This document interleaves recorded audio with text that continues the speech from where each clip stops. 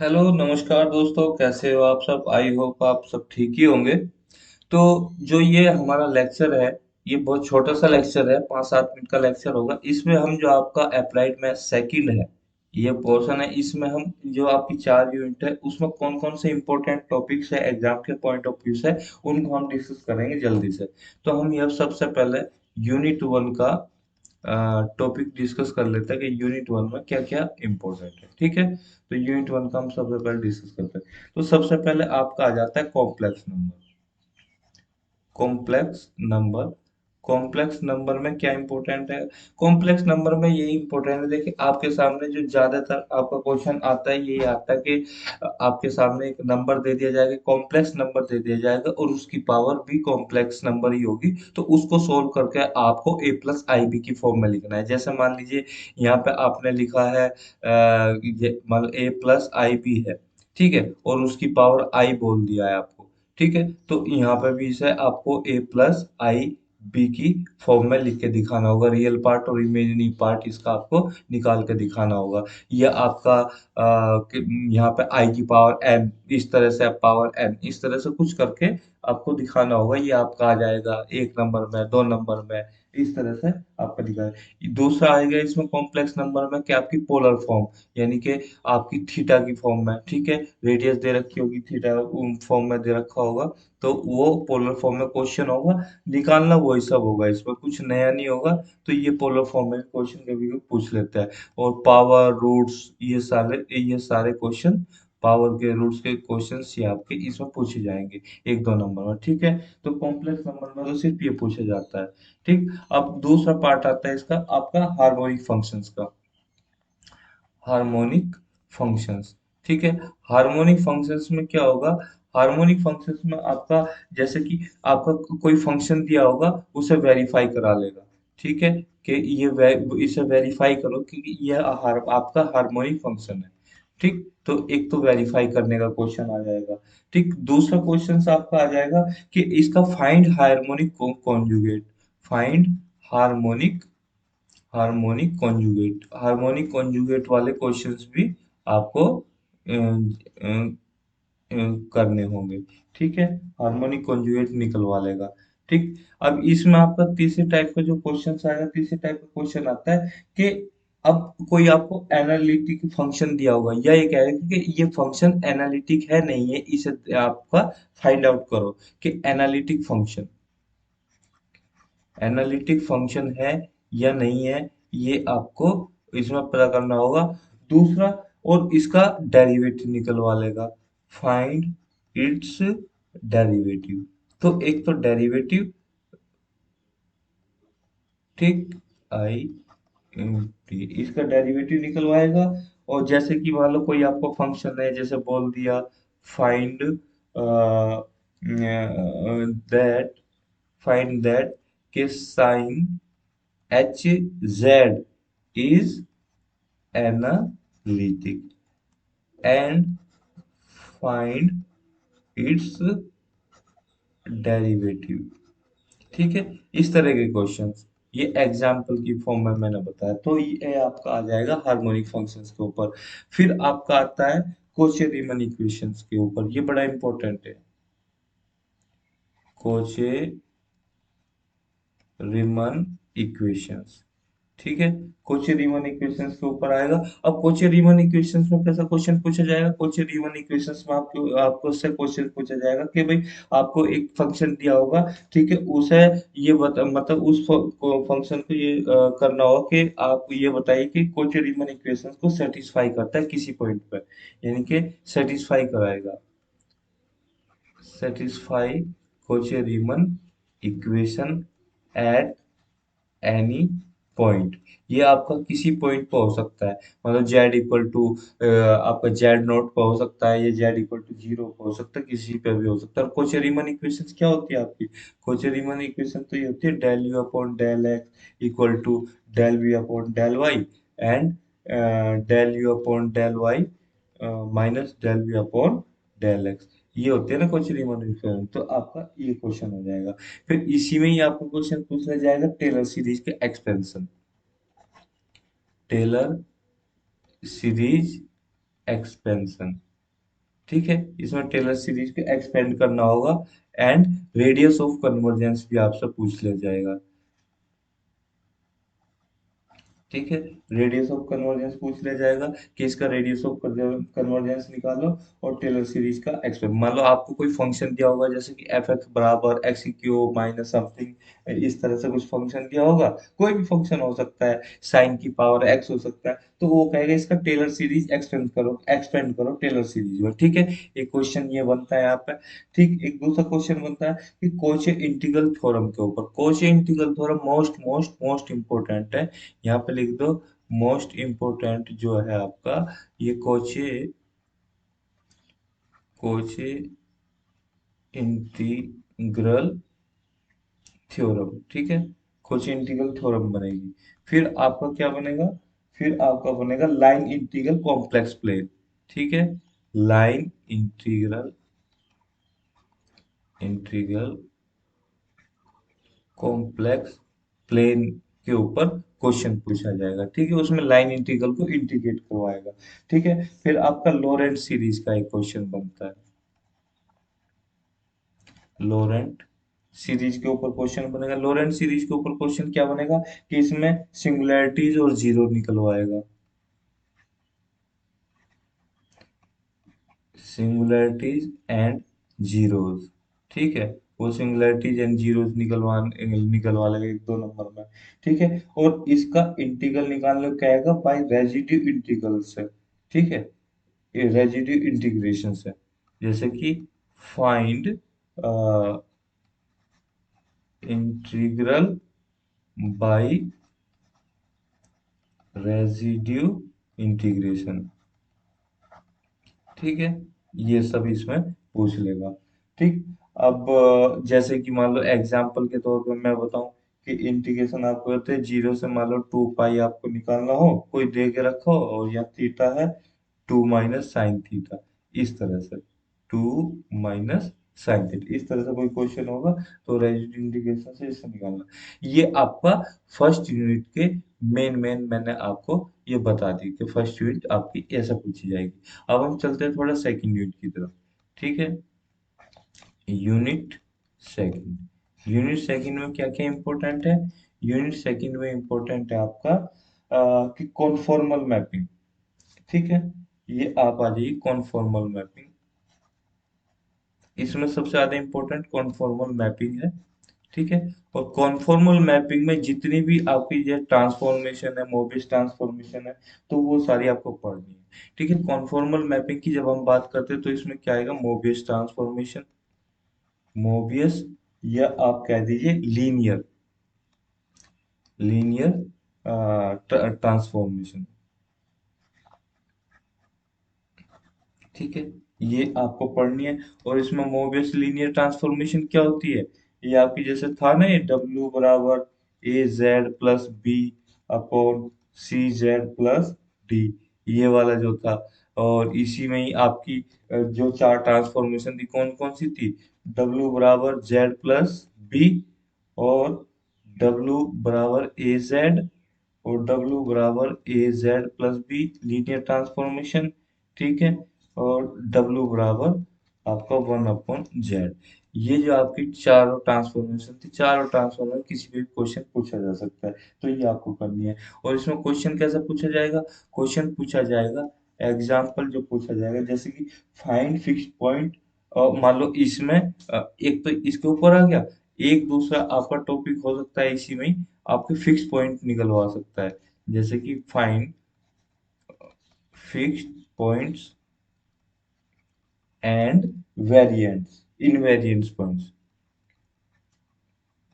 Invariance point. ठीक है, ये आपके निकलवाएगा। ये आपका हो गया। अब कॉन्फॉर्मल मैपिंग में आपको थोड़ा रीड करना होगा इसका geometric meaning. Just reading, just reading, ताकि एक नंबर में अगर पूछ ले इसका जियोमेट्रिक सिग्निफिकेंस या मीनिंग। ठीक है, आप भी कर सकते हो। अब कॉन्फॉर्मल कन्फॉर्मिटी कन्फॉर्मल मैपिंग। अब जैसे कि क्या निकाला? कॉन्फॉर्मेलिटी ये आ जाएगा कॉन्फॉर्मेलिटी ऑफ किसकी, डब्ल्यू बराबर जेड की पावर एन की, ठीक है, और डब्ल्यू बराबर जेड की पावर टू, और डब्ल्यू बराबर ई की पावर जेड, ये इनकी आपको करनी होगी, ठीक है। तो ये हो गया इसमें ये। अब उसके बाद use of conformal mapping,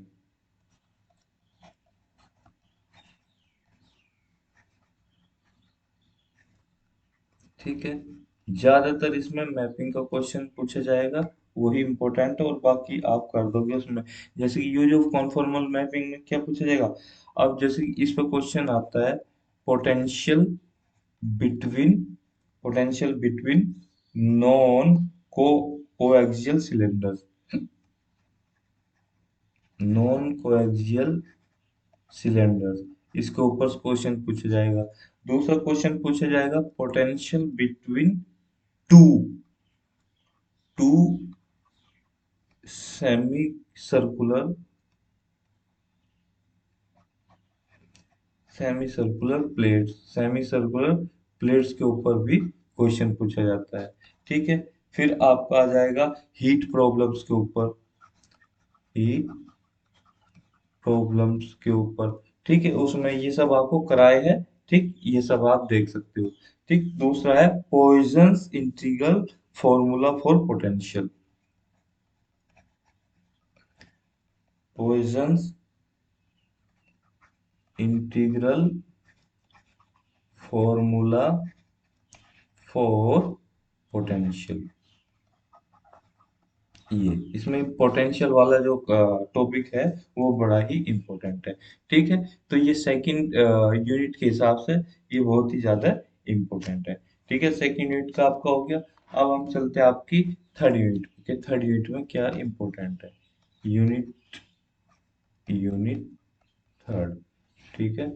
third unit में क्या इम्पोर्टेंट है, थर्ड यूनिट में इम्पोर्टेंट है कि आपसे बोल देगा लाप्लास ट्रांसफॉर्मेशन, मान लो लाप्लास ट्रांसफॉर्मेशन, लाप्लास ट्रांसफॉर्मेशन, ठीक है। लाप्लास ट्रांसफॉर्मेशन में इसके जितने भी फॉर्मूले हैं सारे ही इंपॉर्टेंट है, ठीक है। जैसे आपकी शिफ्टिंग थ्योरम होगी, फर्स्ट शिफ्टिंग थ्योरम, ठीक है। पहले तो अब इसमें क्वेश्चन कैसे पूछा जाएगा कि फाइंड लाप्लास ट्रांसफॉर्मेशन, ठीक है, लाप्लास ट्रांसफॉर्म और फाइंड इनवर्स, इसमें लाप्लास ट्रांसफॉर्म निकलवाएगा और इनवर्स भी निकलवाएगा। अब इसमें कौन कौन से टॉपिक पे आपको ये जो आपके ध्यान देना है, इस पे ध्यान देना है आपको, किस पे, इम्पल्स फंक्शन, इम्पल्स फंक्शन, ठीक है, और आपका यूनिट फंक्शन, ठीक है, ट्रिग्नोमेट्रिक, ट्रिग्नोमेट्रिक, ठीक है, आपका टी की पावर एन ई की पावर ए टी, इस तरह से, यह साइन टी, मतलब इस तरह के फंक्शन, ठीक। First shifting theorem, first shifting theorem, और आपका second shifting theorem, second shifting theorem, और आपका क्या नाम, डेरिवेटिव का वो मतलब लाप्लास ट्रांसफॉर्मेशन ऑफ डेरिवेटिव, ठीक है। ये सारे चीजें इसमें, मतलब इतने सारे हैं, किस किस का नाम लो, सारे ही इम्पोर्टेंट है, ईटीसी। तो आपको जितने भी इसमें फॉर्मूले हैं सभी को एक बार रिवाइज करना पड़ेगा, मतलब इसमें ऐसा कुछ है नहीं कि जिसे मैं ये कह दूँ कि भाई इसे आप छोड़ देना, ये इम्पोर्टेंट नहीं है, क्योंकि उसमें किसी भी टॉपिक के ऊपर आपको क्वेश्चन पूछ लिया जाएगा, ठीक है। तो अब इसी के ऊपर अब दूसरा क्वेश्चन क्या बनेगा कि आपका डिफरेंशियल इक्वेशन कोई दे देगा आपको, उसे सोल्व करा देगा लाप्लास ट्रांसफॉर्मेशन से, ठीक है। जैसे कि solve differential differential equation by Laplace Laplace transformation,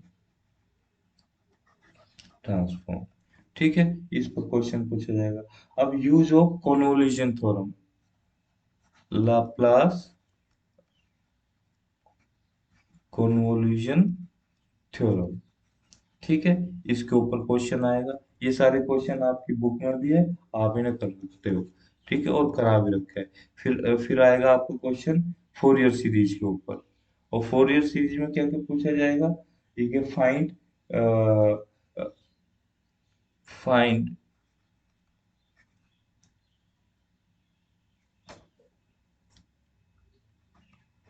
Fourier series of given function. ठीक है, इस फॉर्म में आपका क्वेश्चन पूछा जाएगा। फिर इसमें इसी में क्या पूछा जाएगा? Even odd function, even even function का ओड फंक्शन की फूरियर सीरीज। ठीक है, इवन ओड के बारे में पूछा जाएगा आपका।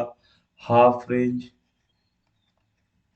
Half range cosine, cosine series.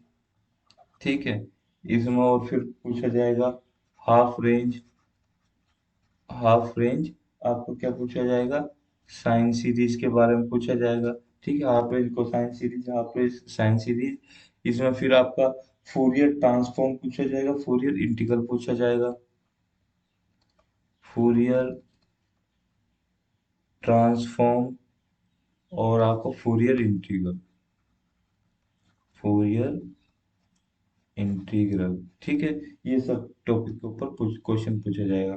फिर आपका टॉपिक आता है, फिर टॉपिक आता है हीट इक्वेशन के ऊपर। इसमें सबसे ज्यादा इंपॉर्टेंट हीट इक्वेशन के ऊपर क्वेश्चंस है।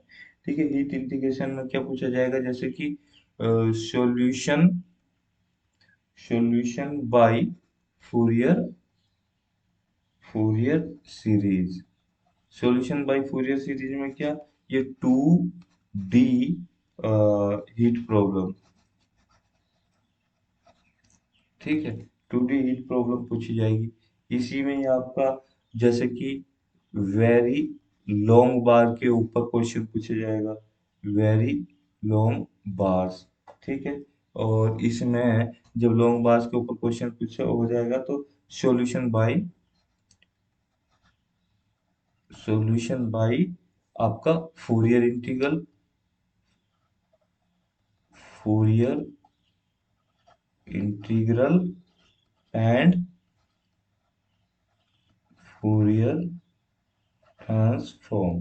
ठीक है, फूरियर इंटीग्रल और फूरियर ट्रांसफॉर्म से ये आपका क्या होगा? क्वेश्चन होगा। ये आपकी तीसरी यूनिट होगी। अब आपकी चलती है लास्ट यूनिट, यूनिट 4। ठीक है, यूनिट 4 में क्या क्या इंपॉर्टेंट है वो भी हम देख लेते हैं। यूनिट 4 में आपका इम्पोर्टेंट है, यहाँ पे आ जाएगा 2D wave equation, wave equation. 2D wave equation कैसी होगी? Del two u upon del x two equal to c square. इसको आपको सोल्व करना होगा। इसमें आपकी बाउंड्री कंडीशंस, इनिशियल कंडीशंस दे रखी होगी ना। यही क्वेश्चन मैंने बहुत ज्यादा कराए थे। ठीक है, तो 2D वेव इक्वेशन आपकी ये हो जाएगी। ठीक, और आपका फिर आपका आ जाएगा Laplace equation, Laplace equation in polar coordinates. Polar coordinates में लाप्लास इक्वेशन दे रखी है, जैसे कैसे? Del two u upon del r two plus one upon r del u upon del r plus one upon r two, और del two u upon del theta two equal to zero. ये polar coordinates में इस तरह दे रखी होगी। फिर आपकी क्या होगी? बाउंड्री वैल्यूज प्रॉब्लम दे रखी होगी, बाउंड्री वैल्यूज प्रॉब्लम्स दे के रखी होगी आपकी, इसके ऊपर क्वेश्चंस होंगे। ठीक है, बाउंड्री वैल्यू प्रॉब्लम प्लस आपका इनिशियल, इनिशियल वैल्यू प्रॉब्लम्स। ठीक है, इस पे क्वेश्चन पूछा जाएगा। फिर आपका होगा questions on method of separation of variables, इस पर मैंने बहुत क्वेश्चन कराए हैं आपको। Separation of variables, separation of variables पर, जैसे कि एग्जाम्पल कैसा होगा, इसमें बोल देगा solve del u upon del x equal to two del u upon del y plus u. ठीक है, when u x zero e की पावर माइनस थ्री एक्स है, और ई की power minus three x, sorry, minus two e की power minus x है, और जब कब x greater than zero, y greater than zero, इस तरह का क्वेश्चन हो जाएगा। ठीक है, फिर आपका इसी पे क्वेश्चन होगा आपका हीट इक्वेशन के ऊपर। हीट इक्वेशन के ऊपर क्या क्वेश्चन होगा, ये वेरी लॉन्ग बार्स के ऊपर हीट इक्वेशन का क्वेश्चन होगा, जो आपकी इनफाइनाइट बन जाएगी, इनफाइनाइट लॉन्ग में। ठीक है, वेरी लॉन्ग बार्स में इनफाइनाइट। ठीक है, इसमें हीट इक्वेशंस में आपका हो जाएगा लॉन्ग रेक्टेंगुलर प्लेट,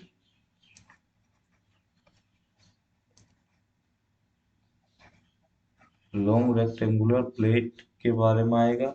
फिर आपका इसी में आएगा लेटरली इंसुलेटेड बार, लेटरली इंसुलेटेड बार, इसके ऊपर क्वेश्चन होगा। ठीक है, और ज्यादा इंपॉर्टेंट हो जाएगा वेव इक्वेशन। वेव इक्वेशन के बारे में क्वेश्चन पूछा जाएगा, जिसमें वाइब्रेटिंग स्ट्रिंग, वाइब्रेटिंग स्ट्रिंग के ऊपर क्वेश्चन होगा, इसमें कहेगा फाइंड डिफ्लेक्शन, हाँ सॉरी डिफ्लेक्शन दिया होगा आपको, ये सब होगा आपका वेरिएशन के बारे में, ये सब क्वेश्चंस आपके होंगे। तो ये आपका सारा का सारा क्या हो जाएगा, ये सारा का सारा आपका पूरा इम्पोर्टेंट टॉपिक्स है आपकी 4 यूनिट के। पहली यूनिट हो गई, दूसरी यूनिट हो गई, ठीक है, तीसरी यूनिट हो गई, चौथी यूनिट हो गई। तो इसको आप अच्छी तरह से सभी टॉपिक्स पे एक क्वेश्चन देख लीजिए बढ़िया से, जिससे कि आपको प्रैक्टिस हो जाए अपनी हाथों से। एक बार के बुक बंद करके, आपकी जो सॉल्यूशन बुक है वो सब बंद करके सबको रिवाइज कर लीजिए, अपने हाथों से लिख के देख लीजिए, प्रैक्टिस कर लीजिए, तभी होगा। वरना सोचो आप एग्जाम में जाके लिख देंगे तो वो हो पाना मुश्किल होता है। तो बस इस डिस्कशन में इतना ही। Thank you very much for discussion.